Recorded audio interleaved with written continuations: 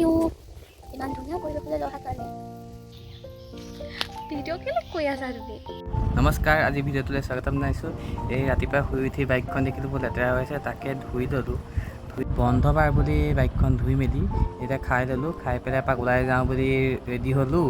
এয়া ৰেডি হৈ আমি পালোহি যোৰহাট চিনেমা হল। আমাৰ বাইদেউ গৈ আছে এই চিনেমা হলৰ ভিতৰত প্ৰৱেশ কৰিছোঁহি।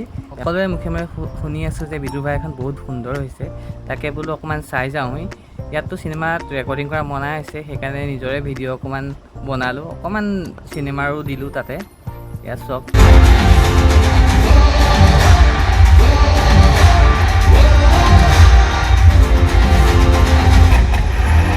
সঁচাকৈ বিদুৰ ভাই এখন বহুত জুই হৈছে। আপোনালোকেও সকলো আহি এবাৰ নিশ্চয় চাবহি।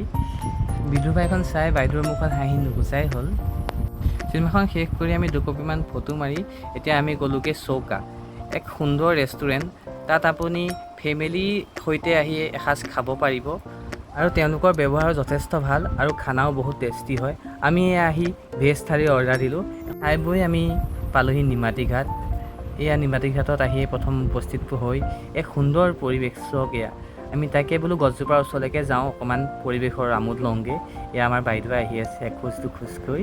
আজি দিনটো বহুত গৰম, তাতে ইয়াত আহি অনুভৱ হোৱা নাই যে আজি দিনটো গৰম।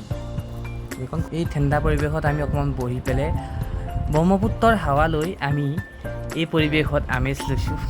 ইয়াত আহি অকণমান ৰিলচ বনালোঁ, দুকপিমান ফটো মাৰিলোঁ। আপোনালোক আহিলেও নিশ্চয় ইয়াত ফটো দুকপিমান নমৰাকৈ নাযাব, বহুত সুন্দৰ হয় ইয়াৰ ফটোবোৰ। যি ব্লগটো বনোৱাৰ কাৰণে যে প্লেনিংটো সম্পূৰ্ণ মোৰ আছিল, তেওঁক এবাৰো মই গম নিদিলোঁ। বন্ধৰ দিন বুলি চিনেমাও চালোঁ, অকণমান পৰিৱেশো উপভোগ কৰিলোঁ আৰু এনেদৰে অলপ সময় কটাই আমি কিবা এটা খাই ঘৰলৈ ৰাওনা হ'লোঁ।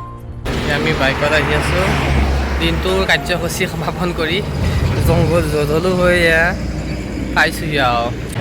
বাকী এতিয়া পালোহি। তোমাৰ ছাৰপ্ৰাইজটো কেনেকুৱা লাগিলে বাৰু? বহুত ধুনীয়া, থেংক ইউ। ৱেলকাম। আজি ভিডিঅ'টো ইমানেই আছিলে, আপোনালোকে জনাব চাই কেনে লাগিলে। ধন্যবাদ।